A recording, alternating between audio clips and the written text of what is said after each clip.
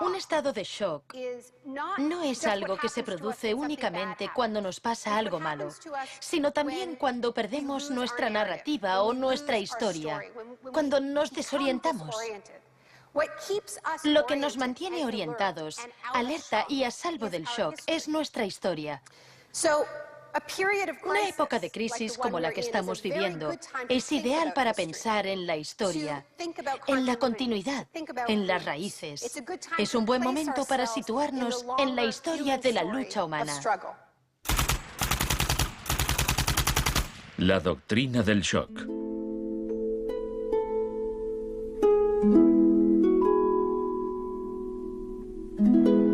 Todo empezó el 1 de junio de 1951, cuando representantes de agencias de inteligencia occidentales se reunieron en secreto con profesores universitarios en el Hotel Ritz-Carlton de Montreal.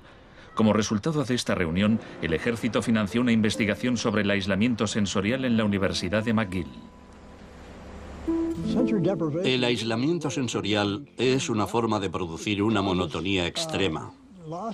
Provoca una reducción de la capacidad crítica, nubla la mente y el sujeto se queja de que ni siquiera puede fantasear. Y cuando un estudiante universitario no es capaz de fantasear, mal asunto. Mientras experimentábamos, empecé a creer que quizá algo que causara incomodidad o incluso dolor sería más tolerable que las condiciones de aislamiento que estudiábamos. Hebb decidió dejar de trabajar en la investigación. No tenía idea, cuando lo propuse, del arma tan terrible, tan potencialmente terrible que podía llegar a ser. Este es nuestro momento, nuestra oportunidad. Pero los experimentos continuaron bajo las órdenes del ambicioso jefe de psiquiatría, el Dr. Ewen Cameron. Su trabajo iba mucho más allá que el nuestro. Nosotros dejábamos muy claro que el sujeto podía marcharse en el momento en que quisiera, y algunos se iban. Los pacientes de Cameron no tuvieron tanta suerte. El Allen Memorial Institute, donde trabajaba, empezó a parecer una macabra cárcel donde Cameron llevaba a cabo experimentos extraños con sus pacientes de psiquiatría. Quería borrarles la mente, dejársela en blanco para reprogramarlos desde cero.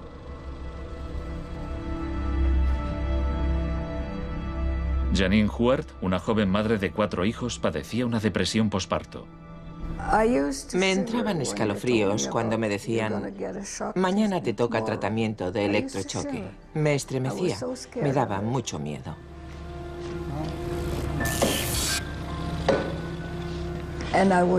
Despertaba en otra habitación, totalmente confundida y triste. Y me quedaba muy afligida después. Iba por ahí caminando como una zombie. Cameron combinaba los electrochoques con las curas de sueño y la repetición de mensajes grabados. Decía, Janine, Janine, estás rehuyendo tus responsabilidades. No quieres cuidar de tu marido ni de tus hijos. Lo repetía una y otra vez. Suena como si la interrogaran. Sí, como si me interrogaran, pero ¿con qué objeto? La CIA no tardó en poner en práctica los hallazgos de Cameron. Muchas de sus técnicas figuran en el manual Kubark de interrogatorios para el contraespionaje. He aquí unos fragmentos. Es una tesis central del manual que estas técnicas son, en esencia, métodos para provocar la desviación de la personalidad. Hay un intervalo, que puede ser muy breve, de animación suspendida, una especie de shock psicológico o parálisis. Los interrogadores expertos reconocen este efecto cuando se da y saben que desde ese momento el sujeto está mucho más abierto a la sugestión, mucho más dispuesto a obedecer que justo antes de sufrir el shock. El otro Dr. Shock.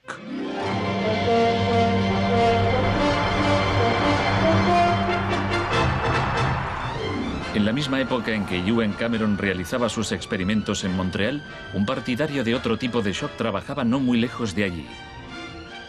Milton Friedman era profesor de economía en la Universidad de Chicago. Creía que la terapia de shock económico impulsaría a las sociedades a aceptar un capitalismo más puro y desregulado. En octubre de 2008, durante la mayor crisis financiera desde 1929, Naomi Klein acudió a la Universidad de Chicago para hablar de Milton Friedman. Cuando Milton Friedman cumplió 90 años, la Casa Blanca de Bush organizó una celebración en su honor y todos pronunciaron discursos, incluido George Bush, pero el mejor fue el de Donald Rumsfeld. Mi cita favorita de ese discurso de Rumsfeld dice así: Milton es la encarnación de una realidad, la de que las ideas tienen consecuencias.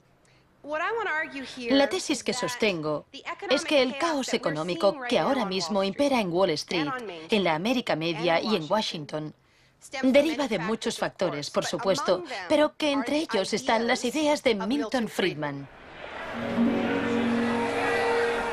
El crack de 1929 en Wall Street desencadenó la Gran Depresión de los años 30.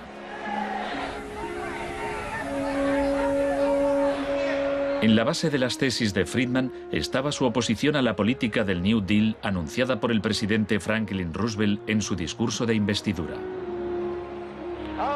Nuestra prioridad es conseguir que la gente tenga trabajo.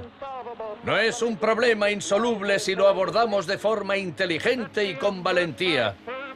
Quiero expresar mi firme creencia de que no debemos temer a nada, excepto al miedo en sí. Influido por el economista John Maynard Keynes, Roosevelt puso en marcha un programa de empleo público para que la gente volviera a trabajar. Hoy la depresión no es más que un vago recuerdo. Millones de hombres y mujeres han encontrado trabajo y por consiguiente seguridad y esperanza. No fue tan sencillo.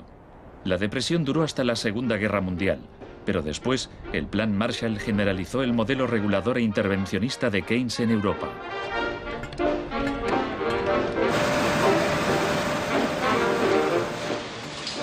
Sus principios gozaron de gran aceptación, aunque no por parte del Departamento de Economía de la Universidad de Chicago. Milton Friedman, desde esta universidad, libró una guerra contra el New Deal. Friedman era miembro de un grupo llamado Sociedad Mont Pelerin, dirigida por el economista Friedrich von Hayek. Creían que si el gobierno dejaba de prestar servicios y de regular los mercados, los problemas de la economía se resolverían solos. En los 50 los consideraban bichos raros, pero en los últimos 30 años sus ideas se han convertido en la doctrina económica dominante. La tesis de la doctrina del shock es que nos han contado un cuento sobre cómo estas medidas radicales han triunfado en el mundo, que no se han propagado de la mano de la libertad y la democracia, sino que han requerido shocks, crisis y estados de emergencia. Milton Friedman entendía la utilidad de las crisis. Solo una crisis, real o percibida, produce auténticos cambios. Cuando esa crisis sobreviene, las medidas que se toman dependen de las ideas que flotan en el ambiente. Primera puesta a prueba, Chile. Fue en Chile donde los seguidores de Friedman aprendieron a explotar un shock o crisis a gran escala. Por lo general, los voceros del neoliberalismo, los publicistas oficiales, ni siquiera mencionan a Chile. Empiezan a contar la historia a partir de Thatcher y Reagan, porque eso queda mucho mejor. En los años 50 y 60, las medidas progresistas de desarrollo en Chile eran un modelo para la zona. El gobierno invertía en salud, educación e industria. Las empresas estadounidenses temían por sus inversiones. Como respuesta, el Departamento de Estado comenzó a becar a estudiantes de Chile y el resto de Sudamérica para que estudiaran economía de libre mercado con Milton Friedman. La Universidad de Chicago tenía un convenio con la Universidad Católica de Chile que permitía a muchos chilenos venir a Chicago, donde les impartíamos formación y se doctoraban. Los estudiantes regresaban a Chile a dar clases. El Departamento de Economía de la Universidad Católica en Santiago se convirtió en una mini escuela de Chicago. Arnold Harberger, el economista que dirigía el programa, se describía como misionero totalmente entregado. En 1970, la Unidad Popular de Salvador Allende ganó las elecciones con un programa que proponía nacionalizar grandes sectores de la economía. La compañía de teléfonos pertenecía en su mayor parte a la empresa estadounidense ITT, que encabezó los intentos de evitar que Allende fuera presidente. Contaba con el apoyo de Richard Nixon en la Casa Blanca. Yo no estuve allí, pero puedo decirle lo que sabemos con certeza en la actualidad. Él encargó a la CIA que impidiera que Allende asumiese la presidencia e intentaron convencerme de que instigara al ejército chileno cuando Allende resultó elegido. A pesar de las maniobras de la CIA, Allende juró el cargo de presidente.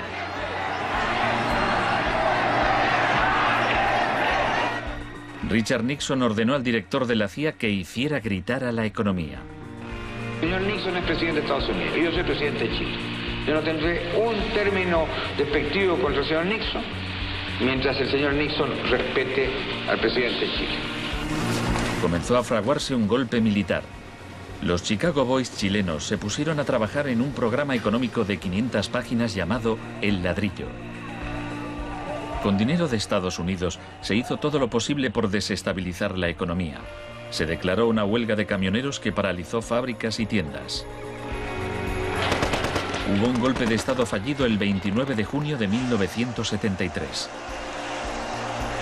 Después, el 11 de septiembre, bajo el mando del general Pinochet, el ejército asaltó el Palacio Presidencial.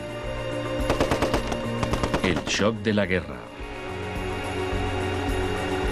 Chile había disfrutado durante 41 años ininterrumpidos de un régimen democrático que estaba siendo derrocado por medio de la violencia. Para Pinochet y sus partidarios el golpe era una guerra, y desde luego estaba concebido para parecerlo. Fue el precursor chileno de la doctrina militar de shock y pavor.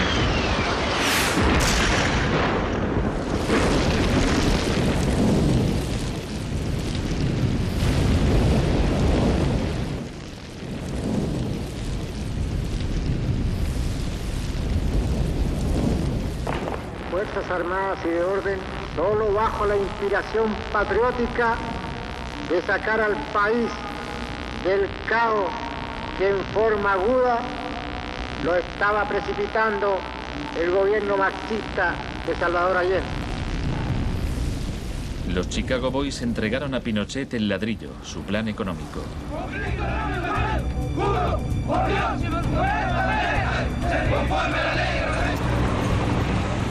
Los días siguientes, más de 13.000 opositores fueron detenidos y encarcelados.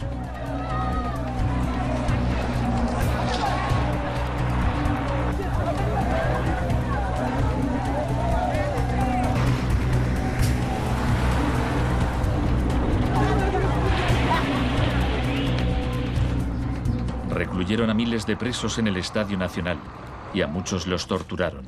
El mundo fijó su mirada en Chile. ¿Cuántas personas?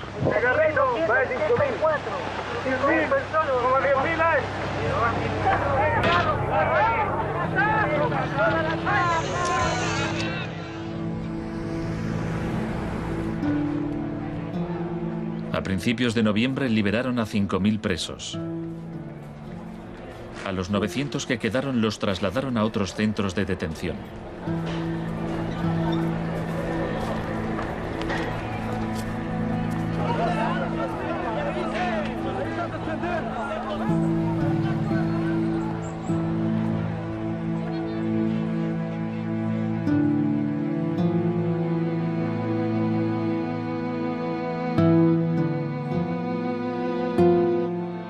Menos de un mes después, la FIFA dejó a Chile jugar una eliminatoria para el Mundial de Fútbol en ese mismo estadio. Su rival, la Unión Soviética, se negó a jugar allí, así que se permitió a Chile marcar en portería vacía y clasificarse para el Mundial de 1974. Lo hacía Chavaco al dedo, lo hacía Galo Reynoso. Porque fueron tocando sin adversario hasta el otro lado. El shock económico. Aprovechando el estado de shock de la población, Pinochet impuso las medidas recomendadas por los Chicago Boys, suprimió el control de precios, privatizó empresas estatales, eliminó aranceles de importación y redujo el gasto público. Más tarde, Friedman reconoció abiertamente la importancia del experimento chileno. Se trataba del primer caso en que un avance hacia el comunismo daba paso a un avance hacia el libre mercado. No dio resultado. Al cabo de un año había una inflación del 375% anual, la más alta del mundo. Así que en marzo de 1975, Arnold Harberger y Milton Friedman volaron a Santiago. Empleó una expresión que nunca se había utilizado en el contexto de una crisis económica mundial. Exigió un tratamiento de shock. Dijo que él era como un médico que iba a ayudar a un país asolado por una epidemia y simplemente recetaba el remedio. Friedman escribió que el general Pinochet se mostraba receptivo a la idea de un tratamiento de shock, aunque era evidente que le preocupaba el paro temporal que podía causar.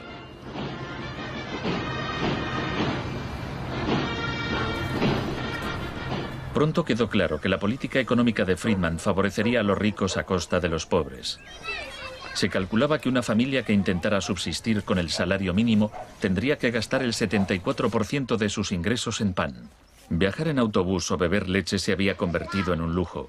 Pinochet acabó con la distribución gratuita de leche en las escuelas, disposición similar a la polémica medida que había tomado la joven ministra de Educación británica que más tarde sería su amiga. ¿Me siento aquí? Gracias. Muchas gracias.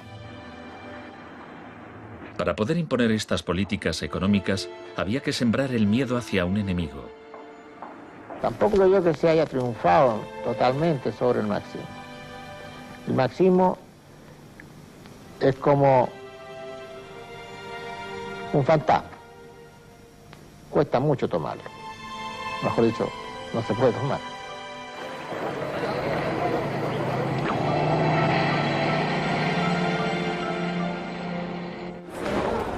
Según Friedman y Harberger, la economía de libre mercado era indisociable de la libertad y la democracia. Pero en Chile, donde sus ideas se estaban aplicando en el contexto de una dictadura militar, no era así. Muchos latinoamericanos veían una relación directa entre los shocks económicos que empobrecían a millones de personas y las torturas infligidas a quienes creían en una sociedad distinta. Orlando Letelier era uno de ellos. Letelier había sido embajador de Allende en Washington. Pasó un año en una de las cárceles de Pinochet antes de exiliarse en Estados Unidos. En 1976, Letelier escribió: el plan económico tenía que imponerse por la fuerza, y en Chile esto solo podía conseguirse por medio de miles de asesinatos, el establecimiento de campos de concentración por todo el país y el encarcelamiento de más de 100.000 personas en 3 años.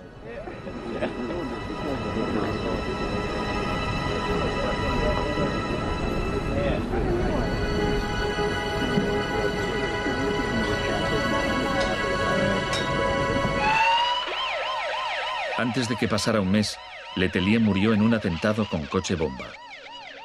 Buenas tardes. Una potente explosión ha destrozado un coche que circulaba por el normalmente tranquilo Embassy Road de Washington. El chileno era Orlando Letelier, ministro de Exteriores durante los últimos meses del régimen marxista del difunto Salvador Allende. Damos paso a Richard Roth. Michael Townley, miembro de la policía política secreta de Pinochet, estaba detrás del atentado. Había entrado en Estados Unidos con pasaporte falso y la CIA estaba al corriente de ello. Michael, buenas noches. Buenas noches, Pablo. La opinión del Poder Judicial chileno, ¿hay confianza en él? Mire, yo confío plenamente en la justicia chilena, como patriota y luchador antimarxista y juntista por sobre todas las cosas. Pese a su confianza, Townley fue extraditado a Estados Unidos y condenado por el asesinato de Letelier. Pinochet gobernó Chile como dictador durante 17 años, pero en una entrevista en que se sinceraba, Harberger seguía negándolo. Un gobierno represivo no puede durar mucho tiempo en el marco de un sistema de auténtica libertad económica. El año del asesinato de Orlando Letelier se le concedió a Friedman el Premio Nobel de Economía. Saben, tienen una idea totalmente deformada de lo que pasó. Les explicaré un par de cosas. En primer lugar, universidades chilenas me ofrecieron 2 títulos honoríficos antes de que yo viajara allí. Rehusé aceptarlos porque dichas universidades se financiaban en parte con fondos públicos y yo no quería dar en ningún caso la impresión de que apoyaba el régimen político de Chile. No soy representante de Chile, no soy asesor de Chile, ni tengo responsabilidades para con el gobierno de Chile.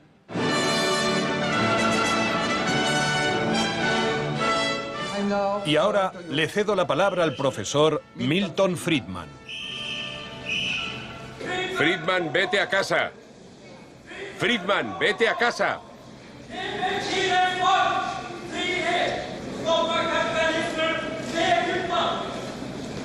Lamento este incidente.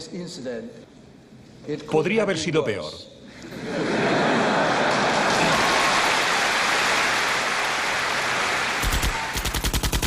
La revolución se propaga.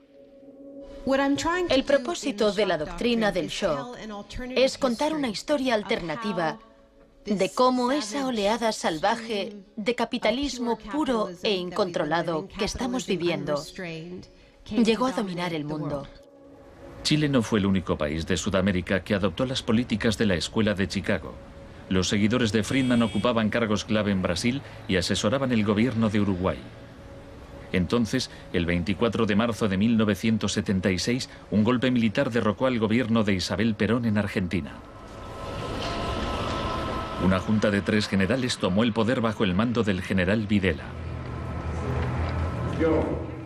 Los Chicago Boys accedieron a puestos económicos relevantes en el gobierno militar. Aprovecharon la oportunidad para introducir importantes reformas económicas y sociales. Un año después del golpe, los sueldos habían perdido el 40% de su valor, se cerraban fábricas y la pobreza se disparó. Como en Chile, hubo que aterrorizar al pueblo para que aceptara estas medidas económicas. Videla aprendió de la experiencia de Pinochet. Adoptó la táctica de hacer desaparecer personas. Para equilibrar el terror público y privado, llevaban a cabo los secuestros en plena luz del día y después siempre podían negarlos.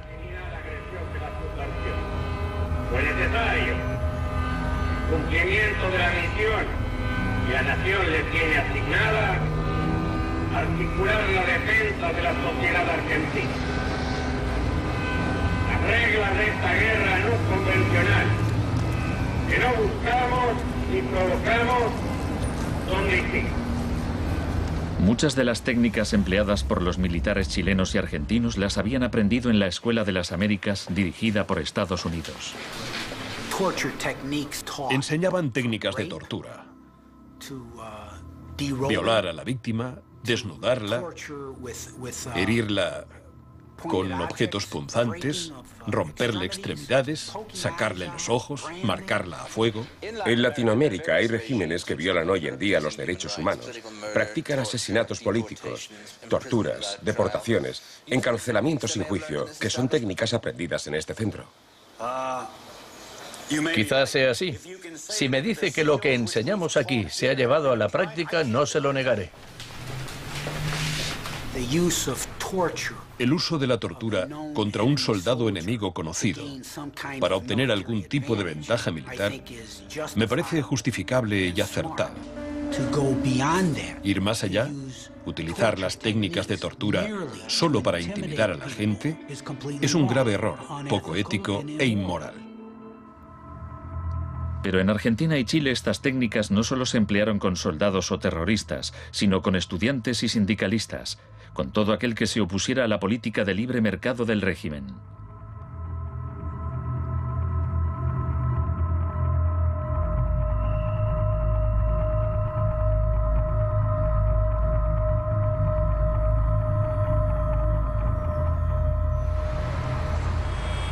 En 1978, la Junta de Argentina fue anfitriona del Mundial de Fútbol.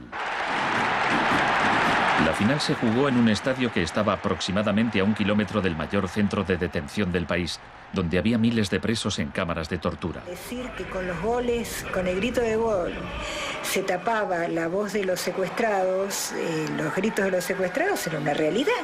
Organización extraordinaria, miles y miles de banderas, miles y miles de gargantas enronquecidas, 25 millones de argentinos que tienen un solo color, el celeste y blanco. El fútbol ha hecho el milagro del país, de este maíz maravilloso que nos siguen atacando a aquellos que... Argentina llevó su régimen de terror un paso más lejos que Chile. Entre los desaparecidos había cientos de mujeres embarazadas a quienes les permitieron dar a luz antes de asesinarlas. De todas aquellas mujeres que estaban embarazadas, les permitieron tener a sus hijos para una vez que nacieran, sacárselos. Y eso sucedió con 500. Yo soy uno de esos 500. Esos niños, muchos de los cuales fueron criados por familias afines al ejército, eran un escalofriante recordatorio del proyecto de la Junta de rehacer toda la sociedad.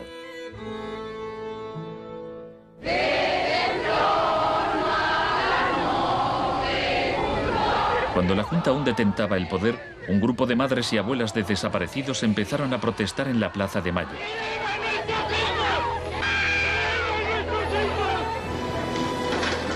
Como detectives buscaron a los niños perdidos.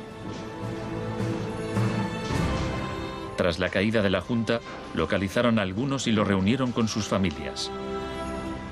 De vez en cuando encontraban restos. Por lo general, no encontraban nada. El general Videla fue declarado culpable de asesinato, secuestro y tortura. Señores jueces, nunca más. Se le condenó a cadena perpetua.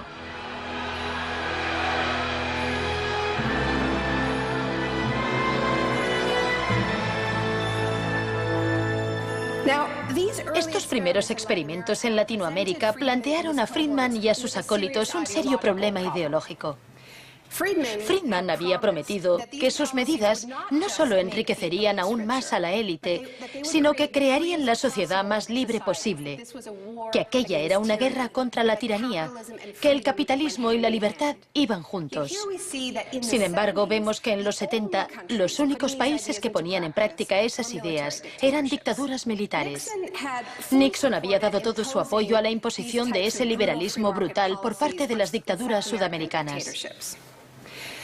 En cambio, el caso de la política económica dentro de Estados Unidos, donde Nixon se estaba jugando la reelección, era harina de otro costal.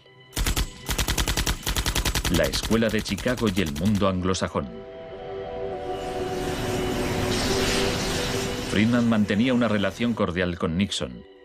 Varios de sus colegas y discípulos de la Escuela de Chicago obtuvieron cargos en el gobierno. Entre ellos Donald Rumsfeld. Con la ayuda de Dios. Enhorabuena. Gracias. En 1971, en plena depresión económica, Nixon dejó a un lado las ideas de Friedman e instauró una política de control de precios y salarios. Puso a Rumsfeld al cargo. Es en esencia una cuestión de oferta y demanda. Hace tiempo que me opongo al control de salarios y precios. Creo que implica la injerencia del gobierno en la libertad individual y me parece intolerable. La política keynesiana tuvo éxito y Nixon salió reelegido con una victoria aplastante. Fue un duro golpe para Friedman. Más tarde, en 1979, Margaret Thatcher fue elegida primera ministra en Gran Bretaña. Su gurú intelectual era el viejo mentor de Milton Friedman, Friedrich von Hayek. Poco más de un año después, Ronald Reagan ganó las elecciones presidenciales de Estados Unidos. Ahora, tanto Gran Bretaña como Estados Unidos estaban en manos de friedmanitas declarados. El programa con que Margaret Thatcher llegó al poder se basaba en 4 puntos: recortar el gasto público, bajar los impuestos, reducir el número de empresas estatales o paraestatales, desregular la industria e introducir una política monetaria moderada y estable para combatir la inflación. Durante sus primeros 3 años en el poder, el paro se duplicó en ciertos sectores, lo que provocó oleadas de huelgas. El índice de popularidad de Thatcher cayó hasta el 25%. Estallaron disturbios en las principales ciudades británicas. Hasta los admiradores de Thatcher albergaban ciertas dudas. Los resultados económicos de la administración Thatcher son desiguales.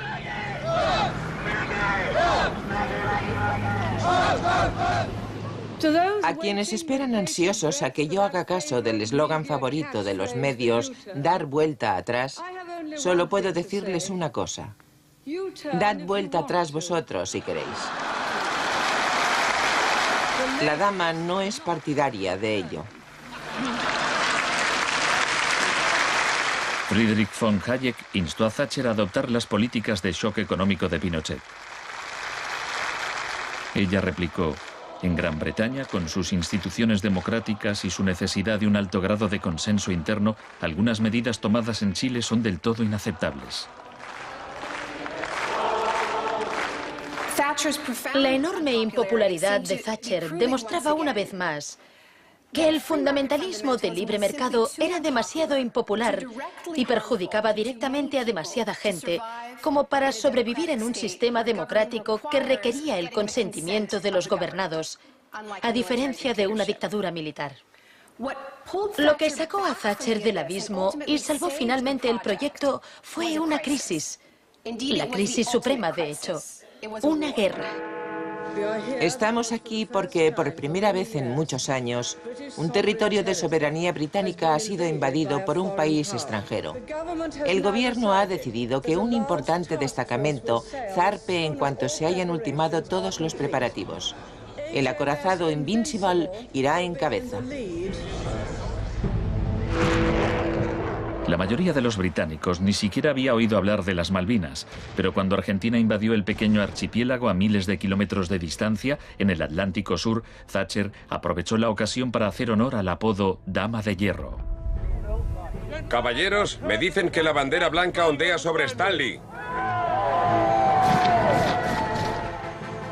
La guerra terminó menos de 3 meses después. Cuando las tropas regresaron al Reino Unido, las celebraciones patrióticas inundaron el país. Thatcher ganó las elecciones de 1983 por amplia mayoría. Esto le permitiría aplicar una forma de terapia de shock económico como la impuesta en Chile.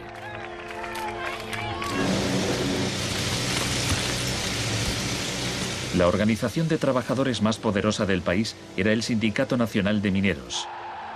Cuando la Junta Nacional del Carbón anunció el cierre de minas, los mineros declararon la huelga. Zonas del centro de Londres están paralizadas por miles de mineros y simpatizantes que se manifiestan por la ciudad en favor de la huelga de mineros, la más larga y feroz jamás vivida en Inglaterra desde 1926, así como la más costosa. La huelga duró casi un año. Thatcher empleó todos los medios a su disposición para acabar con el sindicato.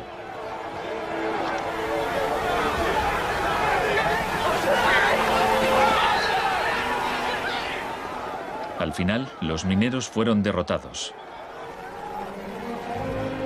Thatcher aprovechó esta victoria para implantar la revolución de la Escuela de Chicago en su país.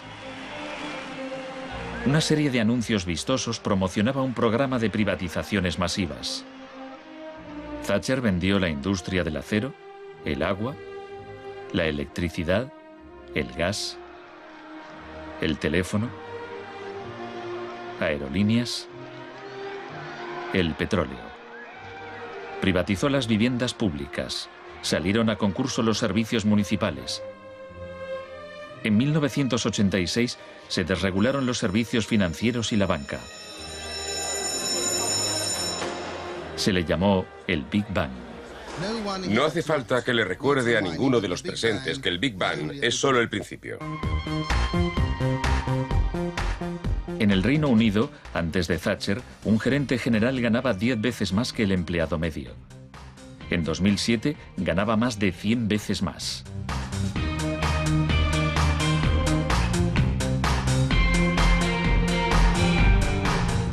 En Estados Unidos, antes de Reagan, los gerentes generales ganaban 43 veces más que el empleado medio. En 2005 ganaban más de 400 veces más.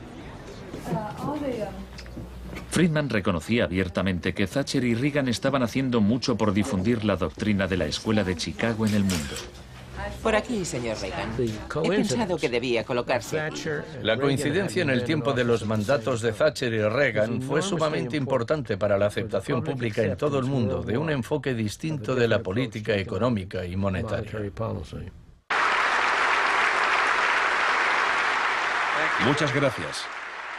Voy a describirles un plan y una esperanza a largo plazo. Que el avance de la libertad y la democracia relegue al marxismo-leninismo al basurero de la historia, tal como ha hecho con otras tiranías que coartan la libertad e impiden que la gente se exprese. Más allá del telón de acero. Todos conocemos el cuento de hadas sobre la caída del comunismo. Occidente, con Reagan y Thatcher al mando, parecía tan próspero a los ojos de la gente del bloque comunista que ésta a su vez empezó a exigir medidas radicales de libre mercado. En realidad no sucedió así. Es cierto que quienes vivían oprimidos por el autoritarismo comunista querían la democracia de verdad y que querían poder ir a comprar tejanos y a comer Big Macs. Eso es cierto. Pero eso no significa que aspiraran al capitalismo salvaje con oligarcas descontrolados y sin protecciones sociales, que acabó por instaurarse en tantos países del bloque del Este que aún lo padecen hoy en día. Thatcher había hecho lo posible por socavar el poder de los sindicatos en el Reino Unido, pero en 1988 viajó a Polonia para ofrecerle su apoyo al sindicato Solidaridad. Se trata del proceso para pasar de donde están ahora a donde quieren estar. Como consecuencia de las huelgas en Polonia, se permitió a Solidaridad participar en las elecciones de junio de 1989, lo que a su vez desencadenó oleadas de manifestaciones en toda Europa del Este.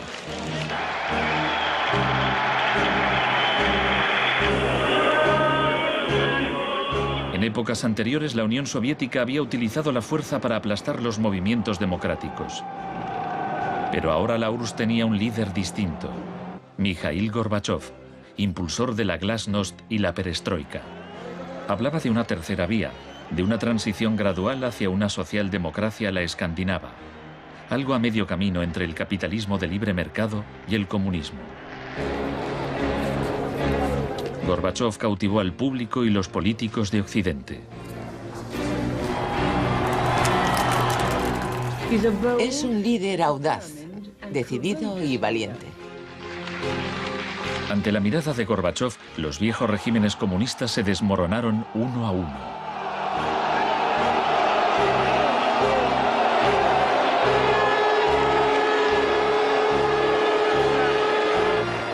A finales de año, el símbolo más famoso de la división de Europa fue derribado.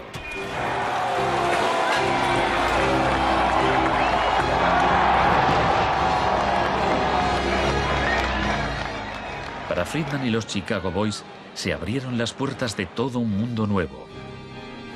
En la Unión Soviética, Gorbachov quería reformar la economía rusa poco a poco. En 1991, Gorbachov asistió como invitado a la cumbre del G7 en Londres. Esperaba obtener apoyo financiero para sus reformas económicas graduales. Sin embargo, le dijeron que o aceptaba la terapia de shock radical o no le concederían ayudas. ¿Qué tal, señor presidente? ¿No está demasiado cerca? El mes siguiente se produjo un intento de golpe de Estado contra él. Miembros del sector duro del Partido Comunista pusieron a Gorbachov bajo arresto domiciliario en su casa de veraneo de Crimea. Los tanques rodearon la Casa Blanca, el Parlamento ruso.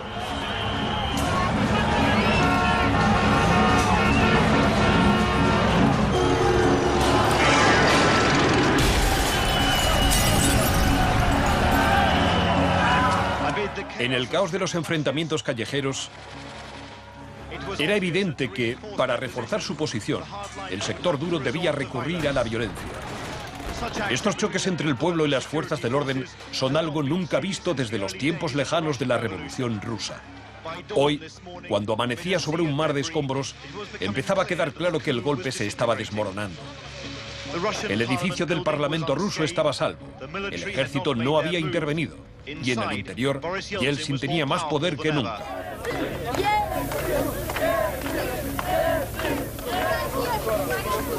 Fue un momento estelar para Yeltsin.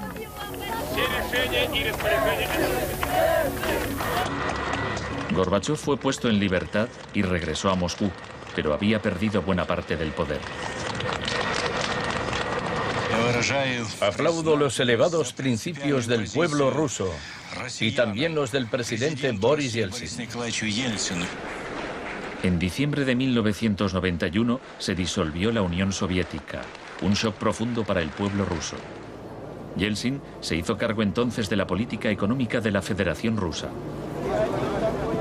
El libre mercado llegó a Rusia y con él el caos. La adopción de las doctrinas de la Escuela de Chicago por parte de Rusia marcó el principio de un nuevo capítulo en la cruzada por el libre mercado. Fue shock en estado puro, sin nada de terapia. Pese a los intentos oficiales por promover el capitalismo popular, lo cierto es que un puñado de empresarios amasó grandes fortunas. Se vendieron empresas estatales a precio de saldo. La prensa rusa apodó a los asesores de Yeltsin los Chicago Boys.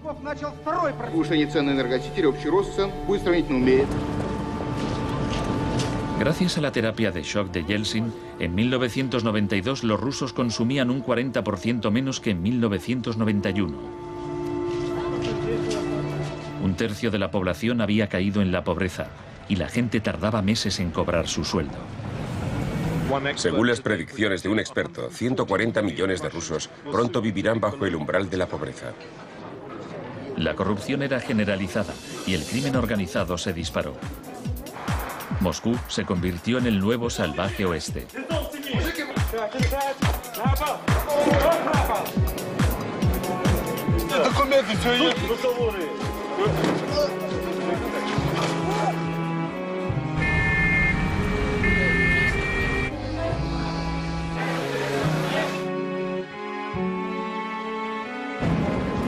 La mayoría de los rusos se oponía a que el radicalismo de los Chicago Boys se implantase en su país. En marzo de 1993, el Parlamento tomó una decisión crucial. Votó a favor de retirarle a Yeltsin los poderes especiales que le había otorgado. Yeltsin instauró un régimen especial. El Tribunal Constitucional lo declaró ilegal.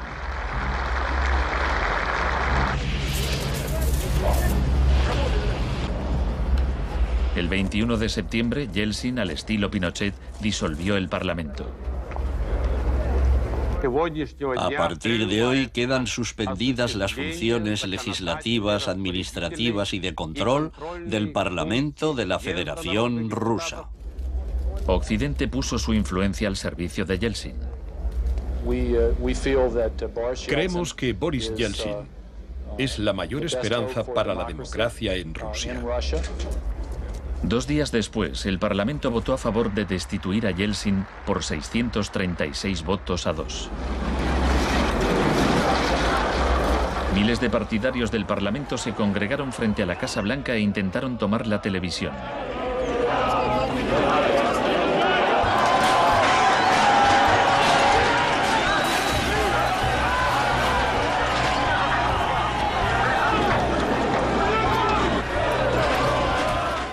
Parecía que los defensores del Parlamento iban ganando. Yeltsin voló de regreso a Moscú de su casa vacacional. Esa noche, 100 manifestantes murieron en los enfrentamientos con las fuerzas de Yeltsin.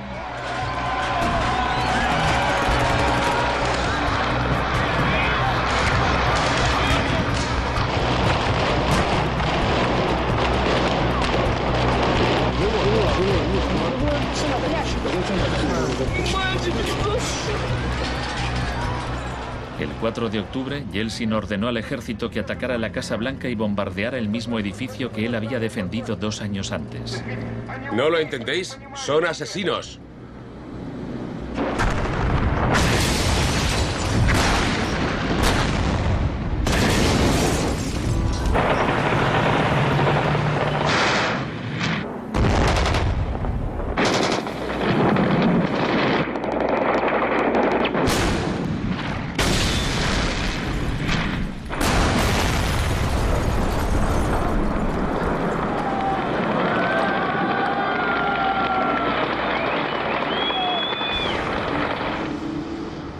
Warren Christopher, el secretario de Estado norteamericano, dijo: Estados Unidos no suele apoyar la suspensión de parlamentos, pero corren tiempos excepcionales.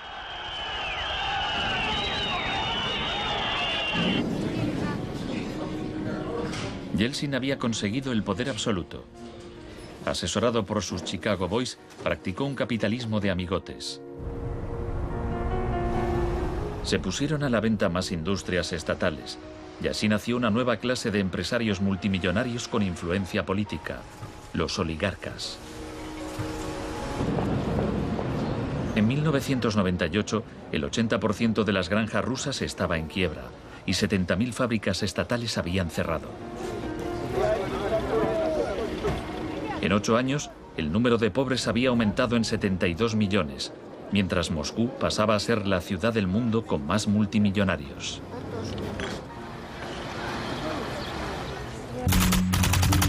Un nuevo enemigo.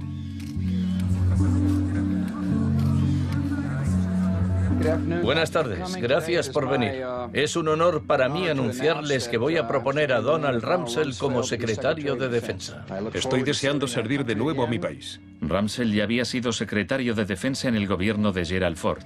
En ese entonces, el enemigo a temer era la Unión Soviética. No afirmo que nos estén invadiendo los rusos, sino sus tendencias. No digo que midan 3 metros, sino que medían 1,60 m, ahora 1,80 m y siguen creciendo. Ahora había un nuevo enemigo más cerca de casa. El 10 de septiembre de 2001, Rumsfeld expuso en un discurso sus planes para privatizar parte del ejército de Estados Unidos. Milton Friedman se habría sentido orgulloso. Decía: hoy hablaré de un adversario que representa una amenaza, una grave amenaza para la seguridad de Estados Unidos. Dicho adversario es uno de los últimos bastiones de la planificación central. Gobierna a golpe de planes quinquenales. Podría parecer que este adversario es la antigua Unión Soviética, pero ese enemigo ya no existe. Tenemos a este adversario mucho más cerca. Es la burocracia del Pentágono. Hoy le declaramos la guerra a la burocracia. Al día siguiente, el vuelo 77 de American Airlines se estrelló en el Pentágono y mató a 184 personas.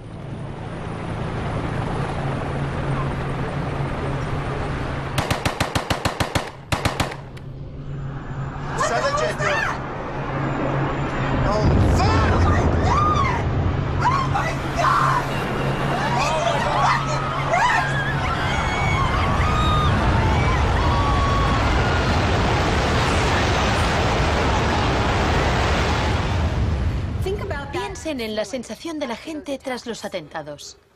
¿Quién es esa gente? ¿De dónde son? ¿Por qué nos odian? Se produjo una rotura de esquemas colectiva.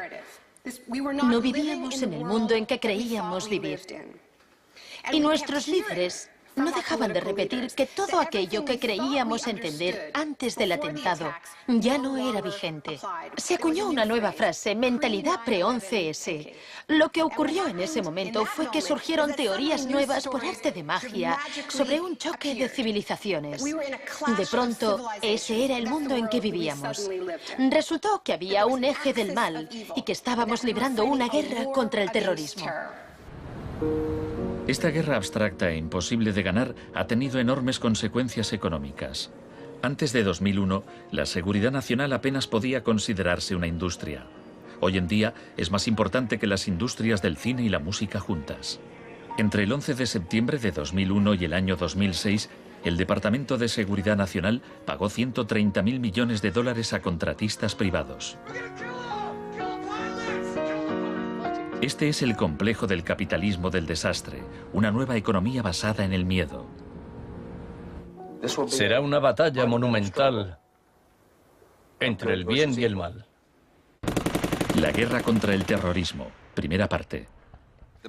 La mejor defensa contra el terror es una ofensiva global contra él, allí donde esté. La primera fase de esta guerra fue el bombardeo de Afganistán.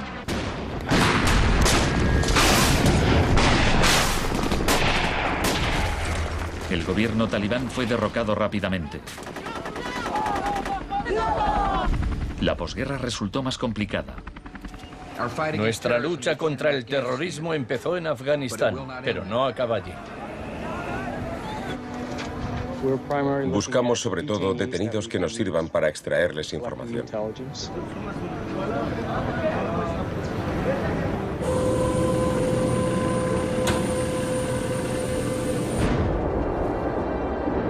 En Guantánamo, las fuerzas estadounidenses pusieron en práctica por primera vez las técnicas del manual Kubark de forma explícita y pública. Oficialmente aprobadas por la Casa Blanca, fueron mostradas abiertamente por televisión en todo el mundo. El aislamiento, tanto físico como psicológico, debe mantenerse desde el instante de la captura. La capacidad de resistir se ve reducida por la desorientación. Los presos deben guardar silencio en todo momento y jamás se les debe permitir hablar entre sí. 3 de los presos, Asif Iqbal, Rual Ahmed y Shafiq Rasul, eran de Tipton, Inglaterra. Pasaron más de 2 años en Guantánamo antes de que los liberasen sin cargos. No te dejaban hablar con nadie, ni hacer nada, ni estar de pie. Te obligaban a pasarte todo el rato ahí sentado. Yo pensaba, ¿qué demonios está pasando? ¿Dónde estoy? ¿Pasaremos aquí el resto de nuestra vida? ¿Podremos regresar a casa, volver a ver a nuestra familia? De los 779 presos retenidos en la bahía de Guantánamo, solo 3 han sido condenados por algún delito.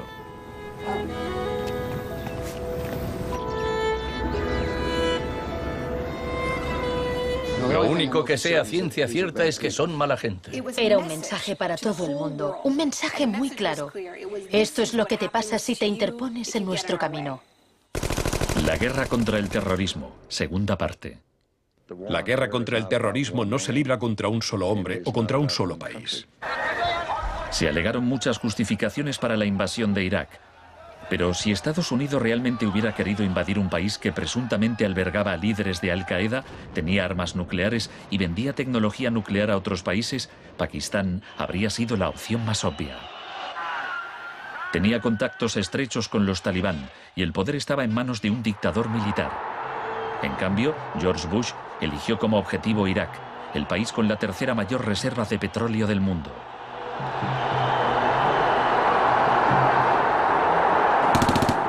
La guerra como tortura de masas.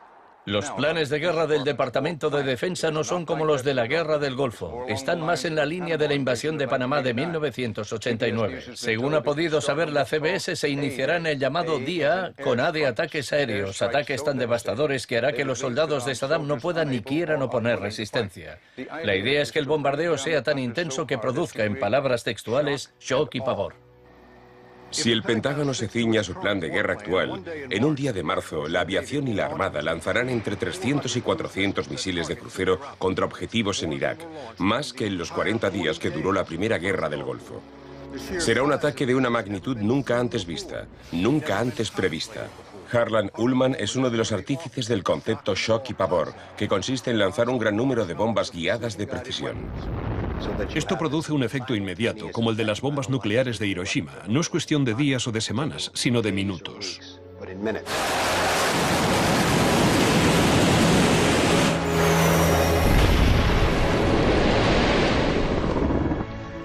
Además, paralizas la ciudad, es decir, la dejas sin energía ni agua y lanzas una campaña implacable de desgaste, de modo que al cabo de 2, 3, 4 o 5 días, ellos quedan agotados física, emocional y psicológicamente.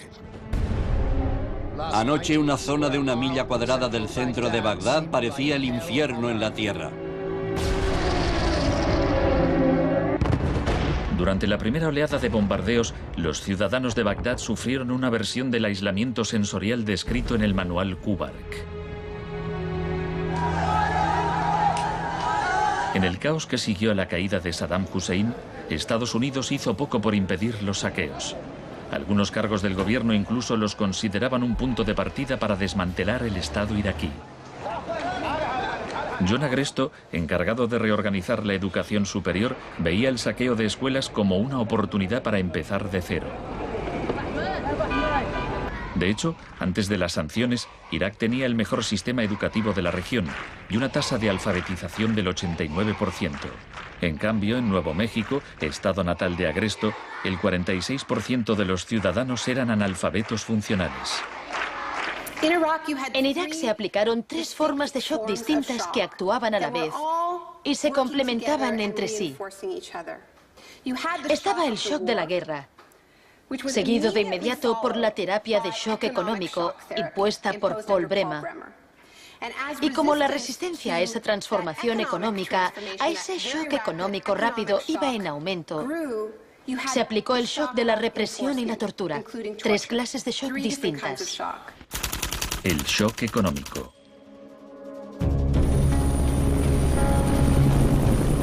En mayo de 2003, Paul Bremer fue nombrado enviado presidencial de Estados Unidos a Irak. 2 semanas después de su llegada, declaró el país listo para los negocios. Creemos que la coalición cuenta con una autoridad lo bastante amplia para decidir el rumbo de la economía iraquí. Bremer sabía poco sobre Irak, pero mucho sobre el capitalismo del desastre. Había fundado la Crisis Consulting Practice en los inicios del boom de la seguridad nacional. Hoy es un día muy importante en Bagdad. Bremer dedicó los primeros 4 meses a aprobar medidas clásicas de la Escuela de Chicago. Rumsfeld aseguraba que Irak tenía unas de las leyes fiscales y de inversión más avanzadas y atractivas del mundo libre. Una de las primeras disposiciones de Bremer fue despedir a 500.000 empleados públicos. Se trataba en parte de un acto de desbaazificación, pero reducir el gobierno era también algo muy friedmanita. Se prometieron fondos para la reconstrucción. Nuestra inversión en el futuro de Afganistán e Irak es el mayor compromiso de estas características desde el Plan Marshall. En realidad, era justo lo contrario. Mientras que el fin del Plan Marshall era impulsar la industria europea, la ayuda a Irak se invirtió en empresas de Estados Unidos. Los pocos iraquíes que consiguieron empleo estaban al final de una serie de subcontratistas. Creative Associates se hizo con contratos por valor de $100 millones para esbozar el programa de estudios e imprimir libros de texto para el sistema educativo. La consultora en gestión y tecnología Bearing Point obtuvo contratos por valor de $240 millones para implantar un sistema de libre mercado en Irak. RTI, con sede en Carolina del Norte, logró contratos por $466 millones para asesorar sobre la instauración de la democracia en Irak. Y a Halliburton se le adjudicaron contratos de coste más incentivos por $20.000 millones. Parsons recibió $186 millones para construir 142 clínicas sanitarias. Solo se terminaron 6. El suministro básico de electricidad y agua apenas mejoró, pese a los miles de millones que se gastaron durante los primeros 4 años. Vamos a triunfar aquí y cuando lo consigamos habremos hecho algo importante, no solo para 25 millones de iraquíes, sino para favorecer los intereses occidentales en la región. Hasta los nuevos billetes iraquíes se imprimían en el extranjero. Les mostraré un ejemplo de estos billetes. Estados Unidos incluso llegó a pagar a empresas privadas para que supervisaran a las empresas privadas que habían logrado contratos.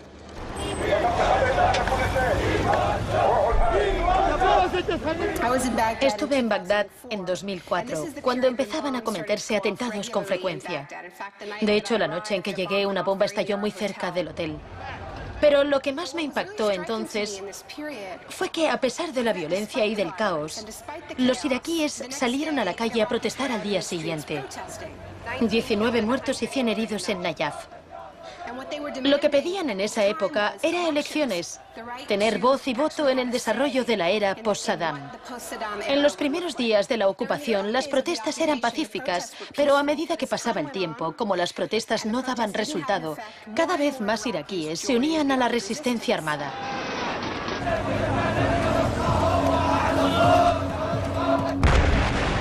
La violencia se descontroló.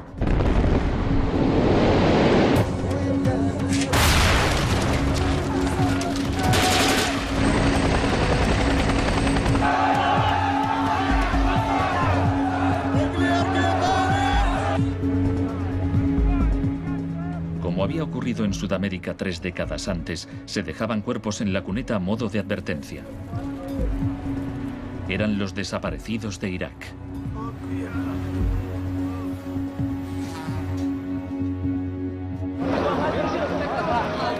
Se tomaron medidas extremadamente agresivas para aplastar a la oposición.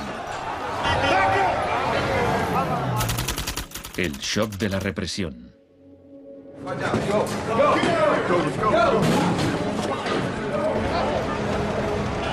Durante los primeros 3 años y medio de la ocupación, se capturó a 61.500 iraquíes. En la primavera de 2007, 19.000 seguían detenidos. En prisión los interrogaban con técnicas derivadas de las que ideó la CIA, basándose en los experimentos realizados por Ewen Cameron en los años 50.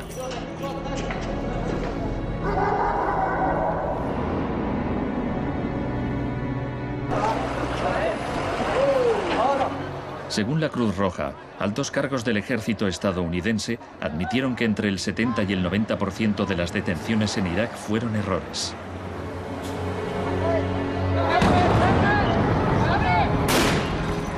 Aunque el caos que reina en el país parezca un fracaso de la terapia de shock, en Irak el capitalismo del desastre ha florecido. El desastre en sí era una buena oportunidad para hacer negocio.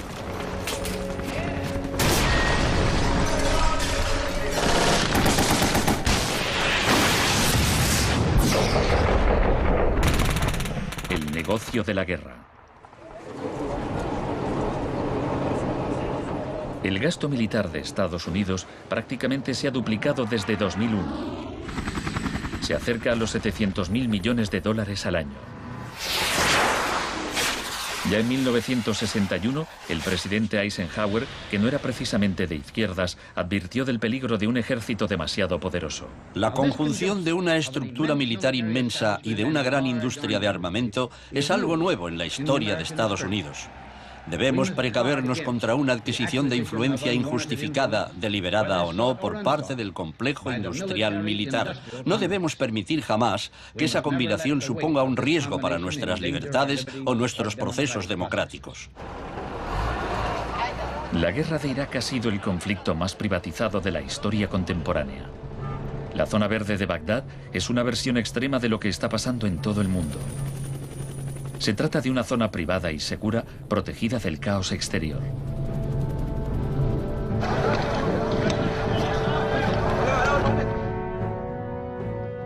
En 1991, durante la Primera Guerra del Golfo, por cada 100 soldados había un contratista militar.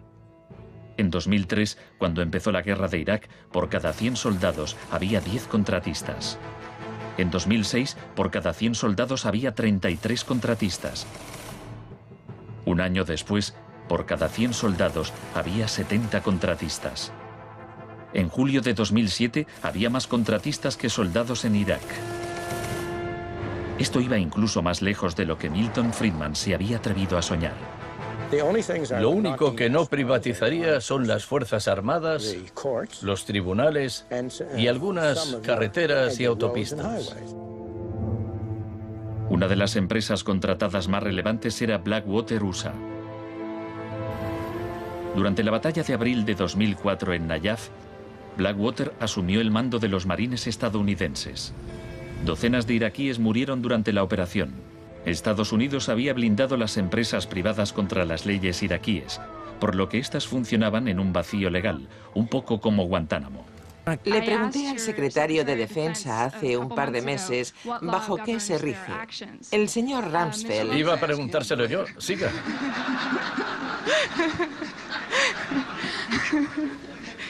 ¡Socorro! Iba... Del mismo modo que la terapia de shock de Cameron dejaba a los pacientes confundidos y deshechos, los múltiples shocks infligidos a Irak redujeron al país a un estado de anarquía y violencia sectaria. En la época en que ejecutaron a Saddam, en 2006, morían 1000 iraquíes por semana.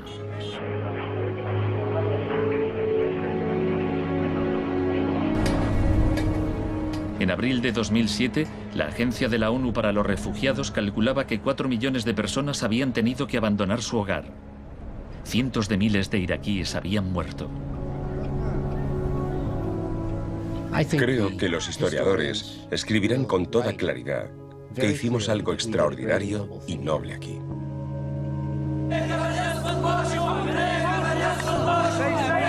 Esta es una manifestación contra el terrorismo americano. Los americanos arrestan y matan a mujeres y niños, insultan a los ancianos y matan a los jóvenes. América es terrorismo, América es terrorismo.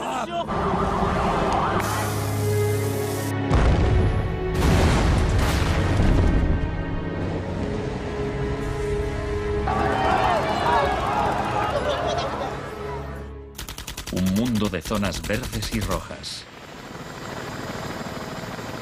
Cuando el huracán Katrina llegó a Nueva Orleans en agosto de 2005, el mundo presenció horrorizado una especie de apartheid del desastre. Quienes tenían recursos se marcharon de la ciudad, mientras decenas de miles de desfavorecidos tuvieron que quedarse prácticamente sin ayuda del Estado. Fui a Nueva Orleans cuando la ciudad todavía estaba inundada y descubrí que lo que había visto en Irak se repetía, no en un periodo de posguerra, sino después de un terrible desastre natural. Milton Friedman murió en 2006. La última recomendación que hizo sobre política oficial aparece en un artículo que publicó en el Wall Street Journal 3 meses después del Katrina. Dice, la mayor parte de las escuelas de Nueva Orleans están en ruinas y también las casas de los alumnos. Los niños se han dispersado por todo el país. Es una tragedia y también una oportunidad para introducir reformas radicales en el sistema educativo. Proponía privatizar completamente los colegios de la ciudad. Era su canto del cisne.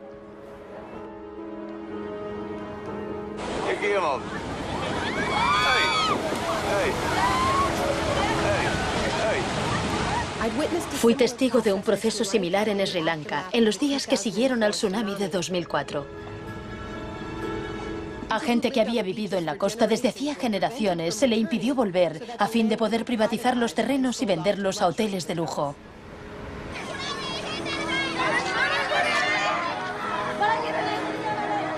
Justo a esto me refiero con la expresión doctrina del shock, al saqueo sistemático del sector público después de un desastre, cuando la gente está demasiado ocupada haciendo frente a la emergencia, a sus problemas diarios, para proteger sus intereses.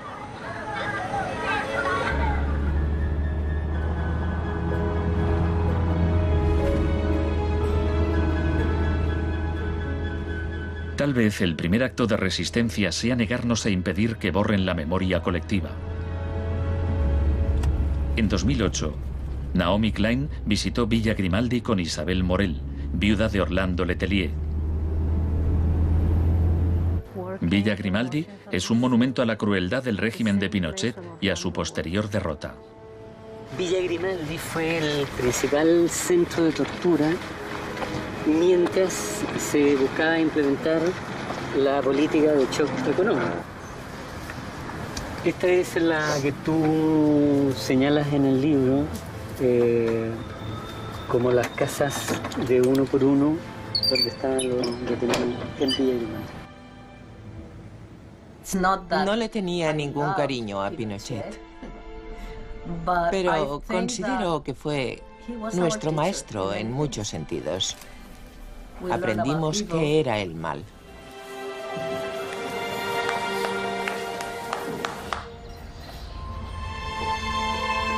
En 1988, Pinochet fue detenido cuando se encontraba en Londres.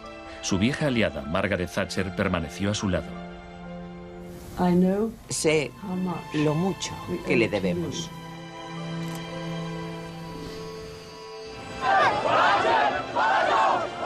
Hicieron falta 30 años para que el experimento económico que Pinochet fue el primero en probar diera la vuelta al mundo hasta Irak. Aún así, las similitudes entre pasado y presente son asombrosas. Entre los campos de concentración de Pinochet y el centro de detención de Bush en Guantánamo. Entre los desaparecidos de Chile y los de Irak. Entre los experimentos de Ewen Cameron y las torturas infligidas a los presos de Abu Ghraib. Ha llegado nuestro momento, nuestra ocasión. Borró todo el pasado. Por eso aplicaba electrochoques. Borraba el pasado del paciente e implantaba ideas nuevas. Pero Janine resistió. En 1988, la CIA accedió a indemnizar a Janine y a otras víctimas de los experimentos de Ewen Cameron. Janine, ¿estás orgullosa de que, aunque intentaron hundirte, tú has luchado con todas tus fuerzas y has vencido? En cierto modo, sí. En cierto modo. Porque creo que todavía me queda una pizca de fuerza de voluntad. Es muy difícil luchar contra un gobierno. La gente me decía, Janine, no puedes luchar contra el gobierno, no te das cuenta, son muy poderosos. Pero yo tenía fe en que ganaría. El fin de una era. Los mercados no regulados son volátiles por naturaleza. Las burbujas se inflan y al final estallan inevitablemente. Tras la desregulación del Big Bang, en los 80, se han producido varios shocks económicos. En 1987 hubo un lunes negro. Los mercados se desplomaron de forma espectacular. Fue el mayor derrumbe porcentual ocurrido en un mismo día en la historia de la bolsa. En 1992 hubo un miércoles negro cuando los especuladores de divisas hicieron fortunas apostando contra la libra. En 1997 estalló la crisis asiática. En un año, 600.000 millones de dólares se perdieron en las bolsas de Asia.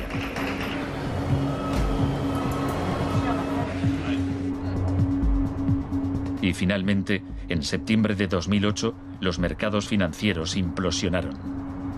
El mercado no está funcionando correctamente. Ha habido una pérdida generalizada de confianza.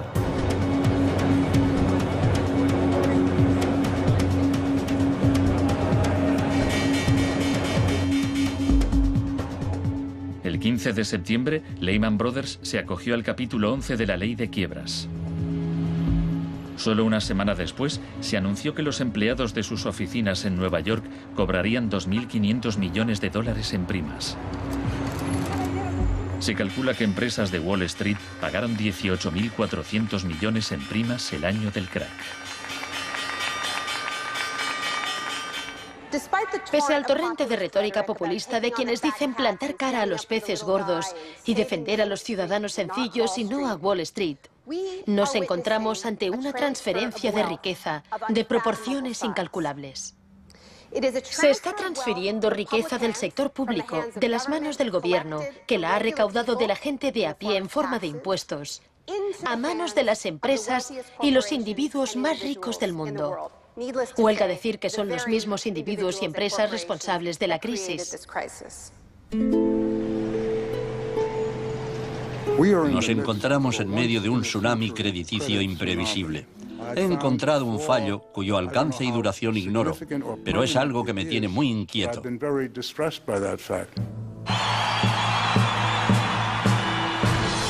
En Estados Unidos, la crisis financiera propició la victoria de Obama. El país quería cambiar de rumbo. ¡Hola, Chicago! Esta crisis está claramente considerada por casi todo el mundo un resultado directo de esta ideología concreta de la desregularización y la privatización. La magnitud de la crisis abre una puerta a la esperanza. La doctrina del shock, como estrategia, solo funciona si no sabemos que existe. Lo que me parece más esperanzador de la crisis económica actual es que esta táctica se está desgastando, pues el factor sorpresa ha desaparecido. Los tenemos calados y ya no nos engañan. Nos estamos volviendo a prueba de shocks.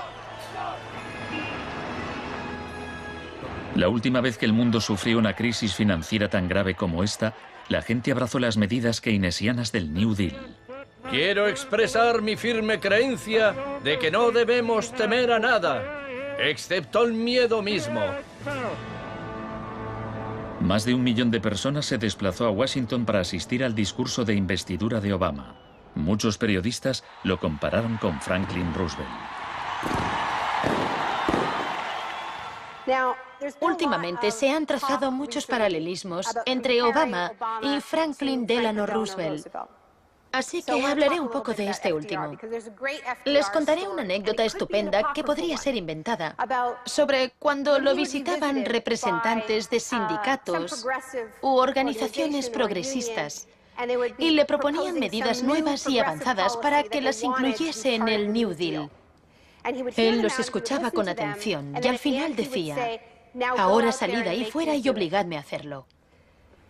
Y ellos así lo hacían. En 1937, año clave para el New Deal, ¿saben cuántas huelgas se declararon en Estados Unidos? 4.740 huelgas que duraban un promedio de 20 días.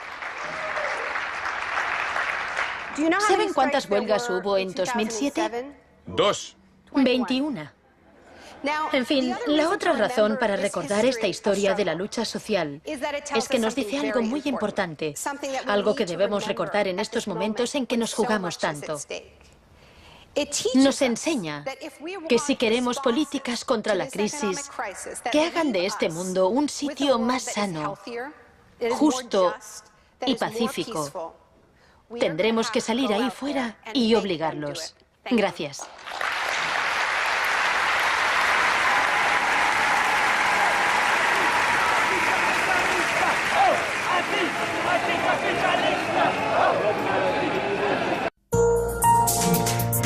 Volvemos en 2 minutos.